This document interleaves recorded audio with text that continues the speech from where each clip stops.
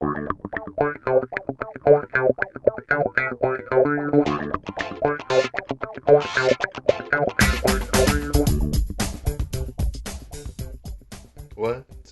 comics did you buy? I said, what comics did you buy? Talking about what comics did you buy? Oh, Hajime!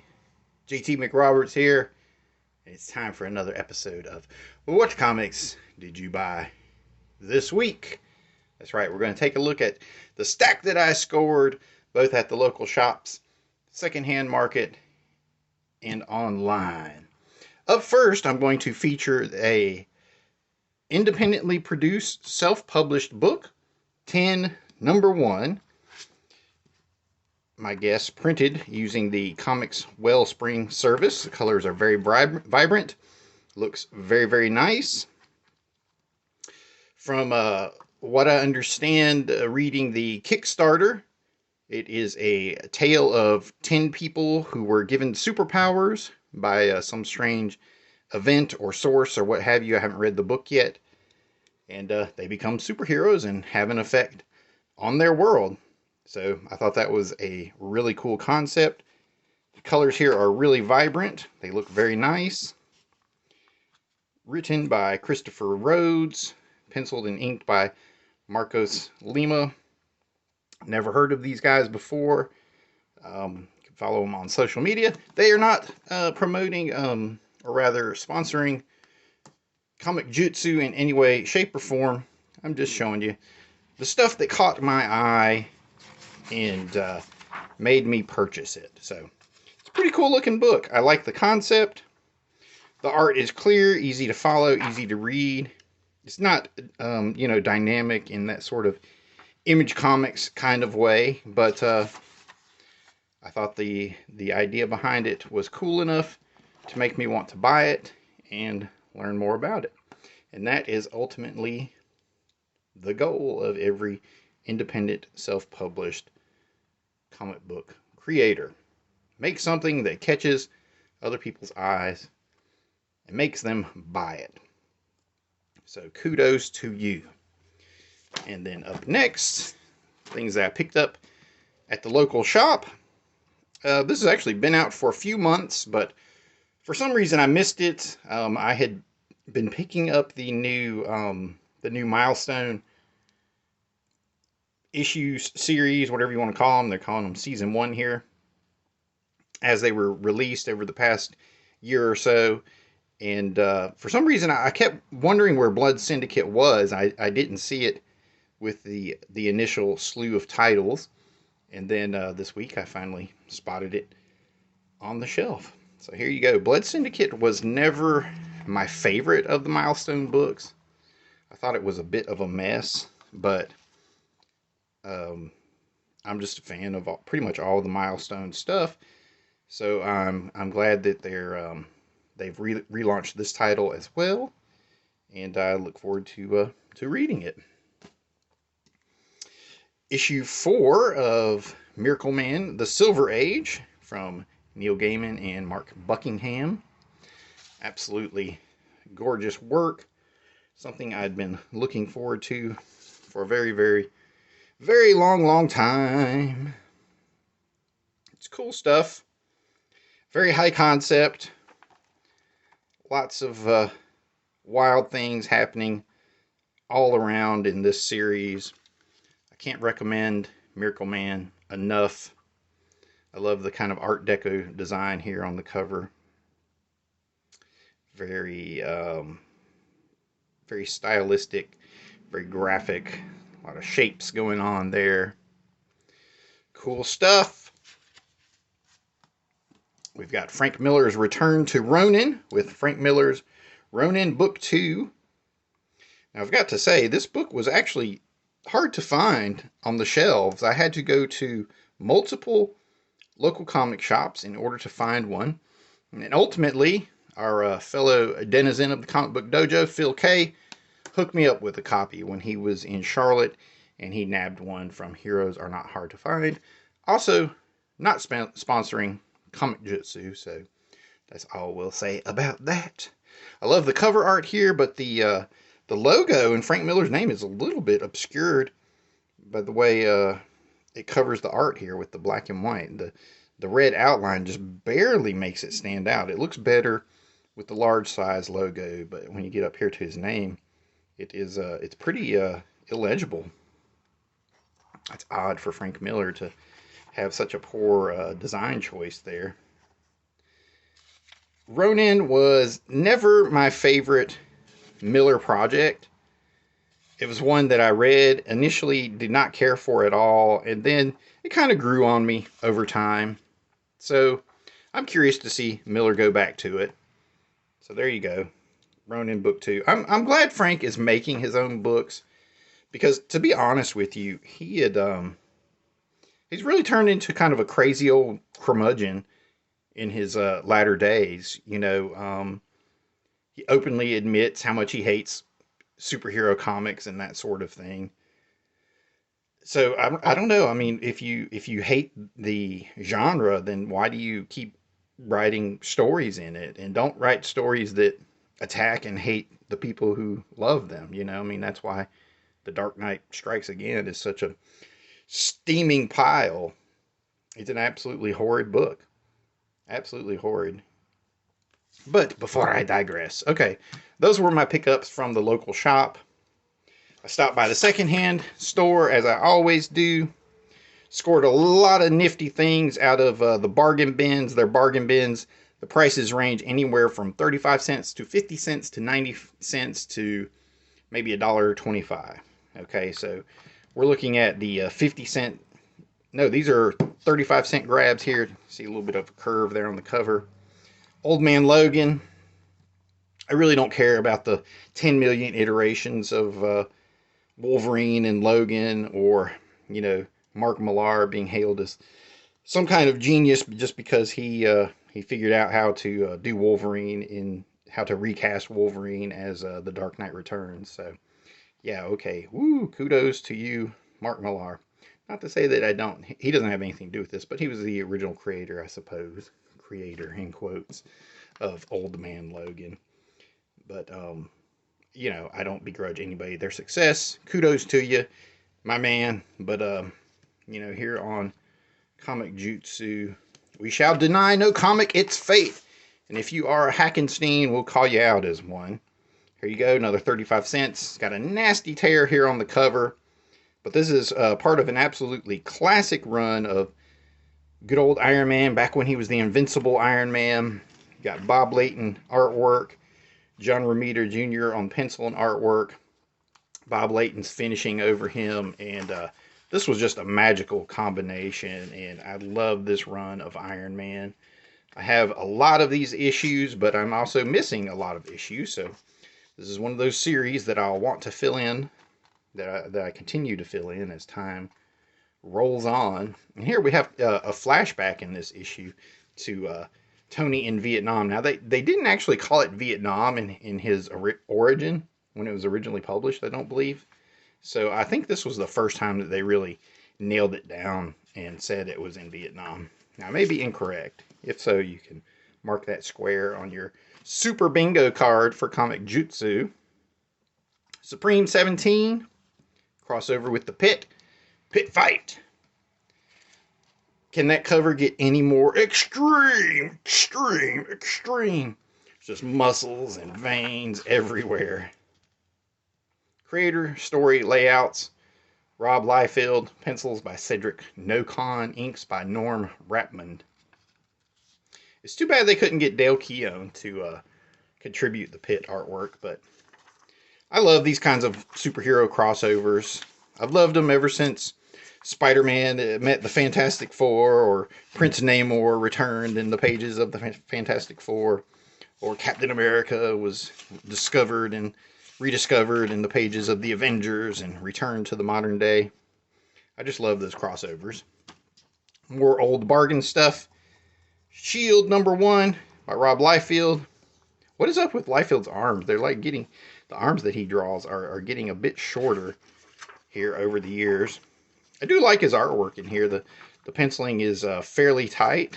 There's a hint of a background right there. What's up with that chair he's sitting in? It looks like it's made out of cement. But anyway, I picked up several versions of this Shield comic over the years, so thought it was cool to see Rob Liefeld take a crack at it. And when we're talking about 35-cent box, you can count me in. Fatale number 3 from Jim Shooter's Ill-Fated Broadway Comics. Man, Shooter is one of those guys who time just does not seem to be treating kindly.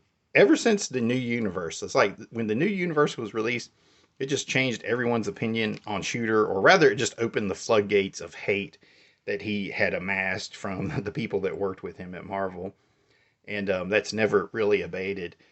But honestly, I mean, I'm pretty much a big fan of a lot of his kind of superhero universe ideas. You know, I mean, I loved the first year or two on Valiant. I was into the Plasmverse, even though it was weird and goopy. There were books in that I liked. There were concepts in that I liked. I dig the Broadway comics kind of stuff.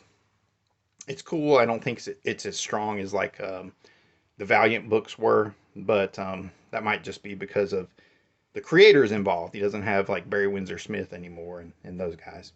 So anyway, so I'm slowly filling in little pieces of the Broadway comics run.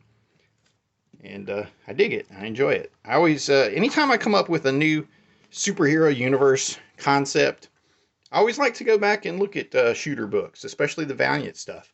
See, you know, how did they lay the groundwork for really building a universe? How did they create the foundation of it? And, I mean, mind you, that's probably all just an echo of, you know, Stan and Jack's work in the early Marvel Universe. Scored several issues of Justice League Elite. I really like this. This series was basically an answer to the Authority and all that kind of, you know, extreme fascistic superheroism, you know, in the postmodern Watchmen era, if that makes any sense to you. I had picked up issue 1 when it originally came out, but, you know, I didn't love the characters, so I just didn't follow it any further. But hey, give me the chance to pick them up for 35 cents. I'm all about it, buddy. Issue 3. Issue 4. Issue 5. Manchester Black is back. Sorry for the spoiler for anybody that hasn't read that. Issue 7.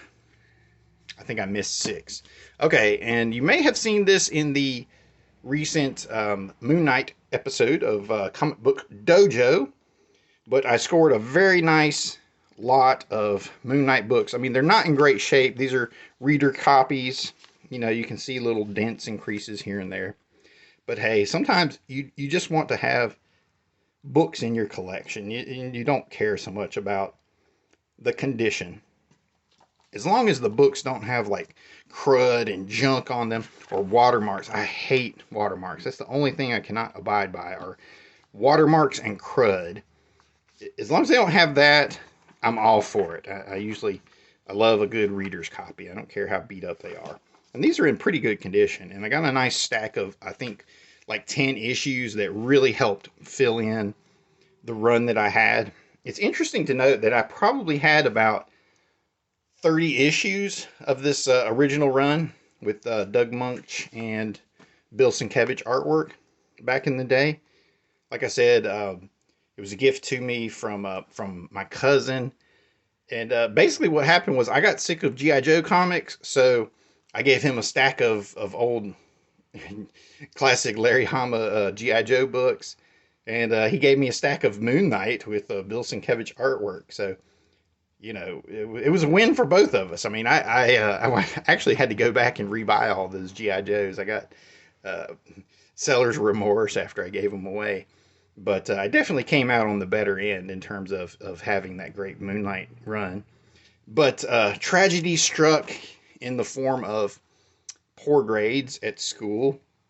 So my parents took out my punishment in the form of destroying my comic book collection when I was a kid. They thought I was obsessed with it, and they thought the best thing to do was to just destroy my entire collection of books, and it was very sad. Now, this is a pretty ugly cover here, but for a reader's copy, it works. I'm not talking about the design. I mean, the design is great and graphic and just fantastic Bill Sienkiewicz stuff. You can see him really experimenting with the form and shape of Moon Knight and playing with these moon motifs. But we've got a nasty tear on the cover. We've got another fold and rip down here. But open it up. The interior looks great. Easy to read, easy to flip. Books don't stink. No crud. No watermarks. Sign me up. And they fill in the numbers that I'm still missing as I try to rebuild this collection that I had. 27, 33, and again, I won the auction for a really solid price, and I'm really happy about that. Love this cover. He's just getting more and more experimental as this run went on. Okay, I forgot to take these out of the cover here because they get too shiny. Again, these are online purchases.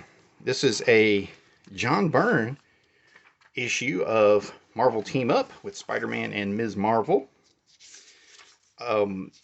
This came to my attention because I scored John Byrne's Marvel Artist Edition over the holiday, and this is one of the issues that's featured in it. And I thought, you know what, let me look for this and see if I can find the actual issue. I mean, I just love old classic Byrne stuff.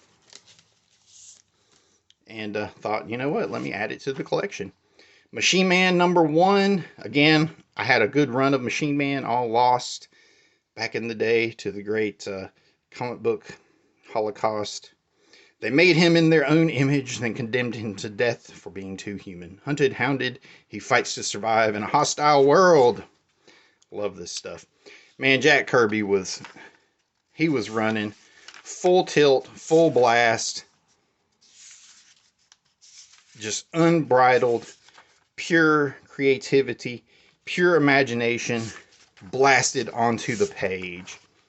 Man, how neat would it be to have like a Machine Man movie at some point? And in a lot of ways, the Prometheus series of films brought us a kind of a follow-up with the notion of androids and what is life and what is existence and all that existential stuff. Again, I'm going to peel out another book out of the protective covering so it looks better on camera. This is Justice Machine Annual 1 from Texas Comics. Another book I've wanted to pick up for a long, long time. I remember first reading about both the Justice League and the Justice Machine, and the Elementals in Jeff Robbins' The Encyclopedia of Superheroes back in the day. I think that came out in about 1985, and I devoured it from beginning to end, just digesting all of the origins, the breakdowns of the powers, and looking up the first appearance of all these different heroes. You know, to me, it just fascinated me. I always love seeing the first appearance of any kind of ongoing storyline, and I look for inspiration, and it helps fuel my creativity. So here we have the first appearance of the Elementals here in the back of the book. Now, I have recently learned there are not a whole lot of Elementals fans out there. Apparently, this is just something that I dig. But anyway, I got this for a decent price. It's got this nice Elementals back up here where they're first introduced. There's a whole Justice Machine storyline here, illustrated by Bill Reinhold. A fan of Bill Reinhold's work, mostly on Badger. That's where I'm most familiar with him. And I'm not sure how it ties into Thunder. I haven't read this yet. And then I've got two books actually that were gifted to me from Phil K. So thanks, Phil K. He's helping me fill in my Power Man and Iron Fist run, which I have a huge run of these books, but I am missing just a few issues. And these are some of the ones I was missing. And he had doubles, so he hooked me up. And last but not least, now this is funny. It's not a comic, and it really has nothing to do with comics, okay? But I went by Ollie's to check out the comics, and I wound up finding this, the Shooter's Bible, 114th edition. And when I went to purchase it at the counter, this long-haired Zoomer, he was ill because he had to come over to the register to check me out for one thing, because he was busy talking. And then he was he was like shocked. He was looking at me like I was some kind of school shooter or something. It was like, no, I'm not a school shooter, dude. I just need references. I'm an artist. So I thought, hey, let me get this. I mean, it has all these great references for guns, the names, the manufacturers, all this kind of stuff. So useful in terms of, writing about characters that should be knowledgeable about their guns. And then also you have reference photos. And these photos can lead me to the internet where I can search for more photos, so it's all part of building my morgue of reference material and what have you. And I'm going to give you a little special sneak peek of an upcoming episode of Rarities. Check that out. Jack Kirby's Heroes and Villains. I did not buy this week, but this is called Promotion, because I'm going to do a Rarities episode on this book, and we're going to do a little flip through of it and show off some of the artwork in here. So there you go. Those are the books that I bought this week. I've showed you mine. Now you show me yours. Thanks for watching. As always, I'm JT McRoberts. You can find me all over the internet at the links down below. Please like this video. Leave me a comment or two. Let me know, what books did you buy? What books out there are interesting that I should check out? Have you kickstarted an independently self-published book that I should check out? Let me know down below. Make sure you're subscribed. Hit that bell. All that good stuff. And we'll see you next time, denizens. Thanks for watching. Mate!